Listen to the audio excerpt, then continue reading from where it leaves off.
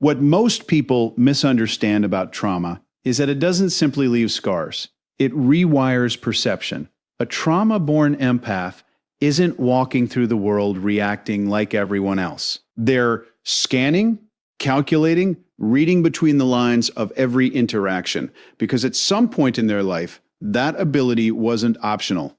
It was necessary. When you grow up in an environment where emotions are unpredictable, where safety can shift without warning, your brain adapts. It becomes efficient at picking up micro-expressions, subtle tone changes, inconsistencies between words and intent. This isn't overthinking.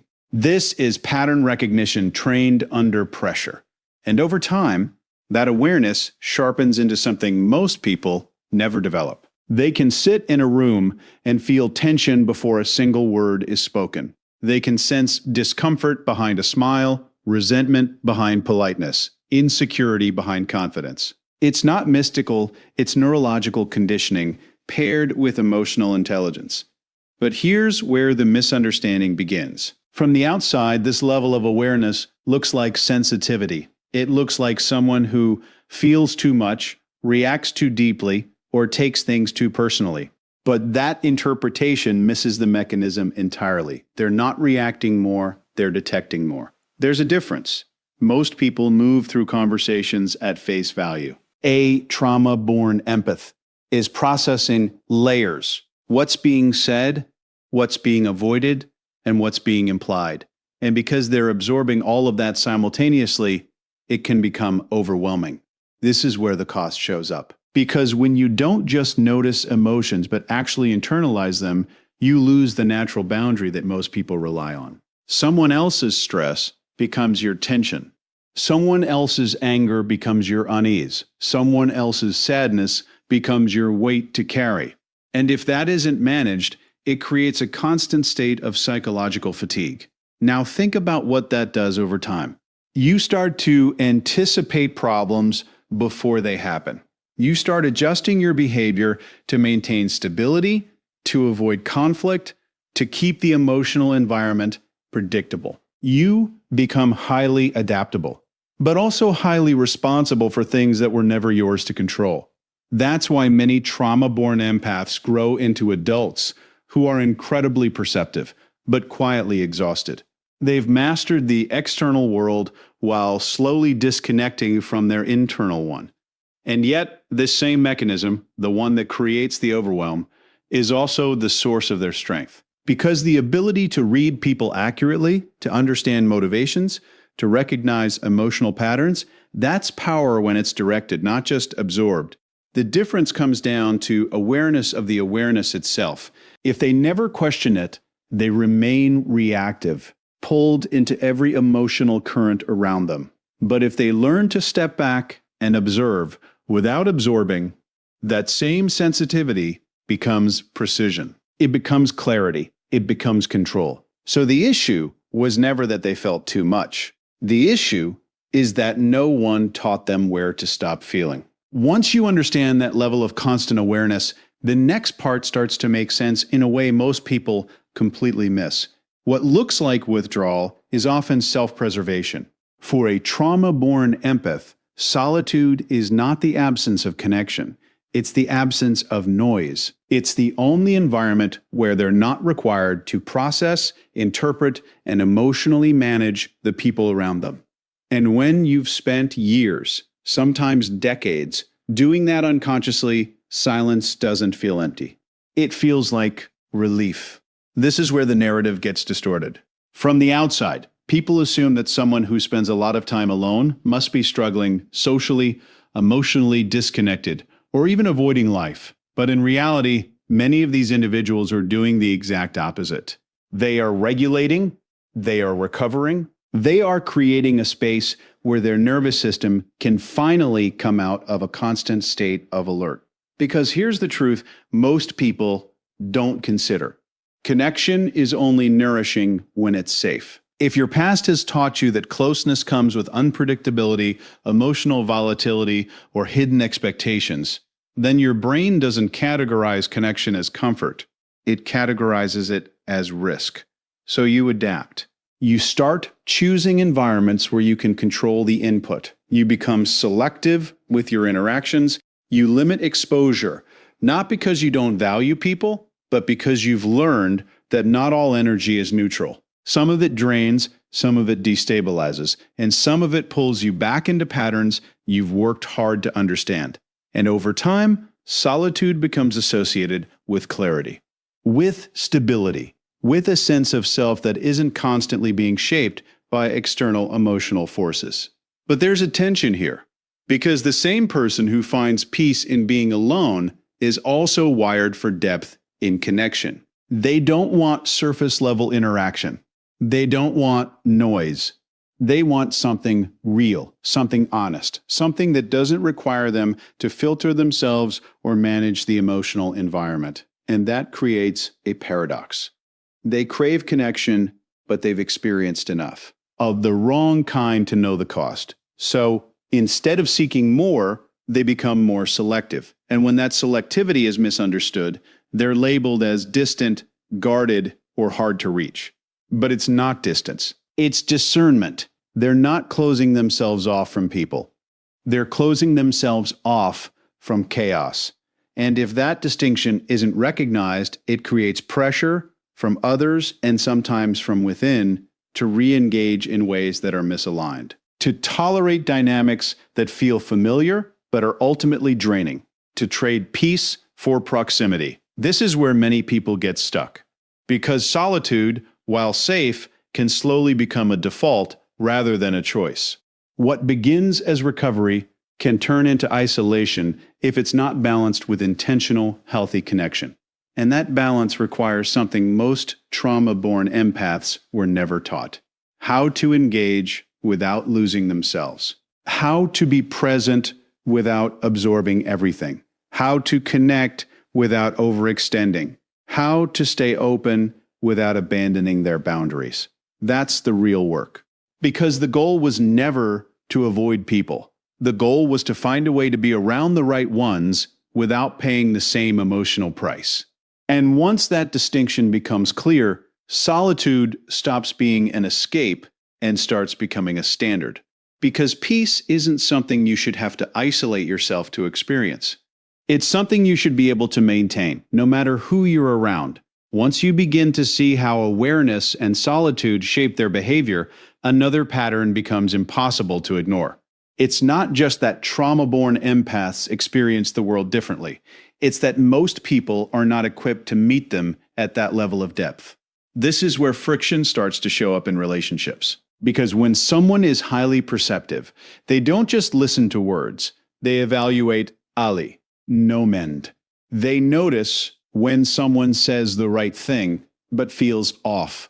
They pick up on hesitation, avoidance, subtle contradictions, and without even trying, they begin to see the gap between who someone presents themselves to be and who they actually are. For the average person, that level of perception can feel invasive, even if nothing is being said out loud. It creates a kind of psychological pressure, not because the empath is doing anything aggressive, but because their presence alone disrupts superficial dynamics. You can't maintain a mask as easily around someone who instinctively reads beneath it. And most people, whether consciously or not, rely on some degree of social masking to function. So, what happens? Instead of leaning into that depth, many people retreat from it. They start labeling the empath in ways that make the discomfort easier to justify. Too intense, too serious. Over-analyzing.